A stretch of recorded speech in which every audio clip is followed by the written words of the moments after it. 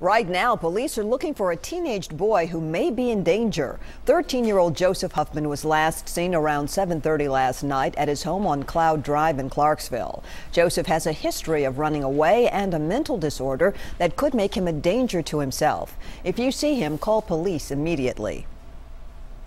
A Metro police officer killed in the line of duty is now being honored with a permanent memorial marker. A ceremony was held just a short time ago to unveil the new Officer Michael Petrina Memorial Interchange. Officer Petrina was hit and killed while directing traffic on I-65 in May of 2014. That driver is now facing charges. We'll have more on that memorial interchange on News Channel 5 at 4. This one has a lot of you talking on our Facebook page today. An officer from the Department of Corrections posted this message Tuesday saying the TGI Fridays in Cool Springs asked her and her co-workers to leave because they were carrying their service weapons. The post went viral. TGI Fridays apologized yesterday. A spokesman says the manager misunderstood the company's gun policy. Firearms are not allowed with the exception of law enforcement. There's a new push to let members of the military be armed on the job, led by lawmakers here in Nashville.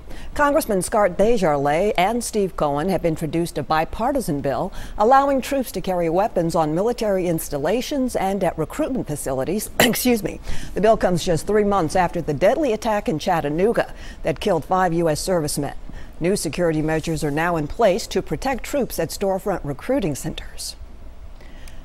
More aid is headed to the Palmetto State from Middle Tennessee today. Right now, Vanderbilt Athletics is collecting cases of bottled water to send to flood victims.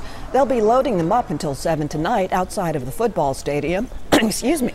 Then volunteers will drive them to Columbia. Head baseball coach Tim Corbin says this is just a small way to give back to an area hit so hard by recent rains. I think this is when sports are put to the wayside. You develop relationships through sport, and sometimes they become competitive and adversarial, but when you get away from sport and you see how humans are affected, then you say, okay, let's put our energies together and try to help one another. Now, if you'd like to drop off a donation, the truck will be parked at the corner of Natchez Trace and Jess Neely Drive, right outside the football stadium.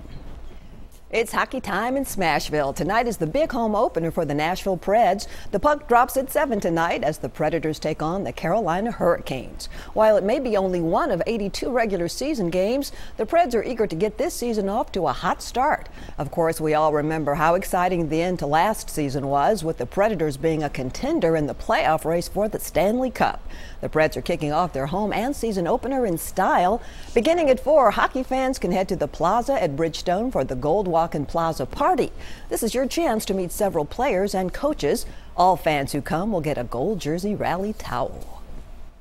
As Nashville grows, so does the struggle between development and preservation. The latest neighborhood under the spotlight, Music Row. The National Trust for Historic Preservation studied the area for 6 months and found 66 properties worthy of the National Register.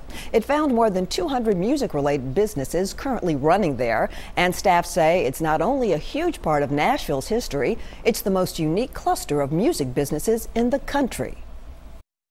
It gives us our identity as a community, and that's really important because when we lose these places, we lose them forever.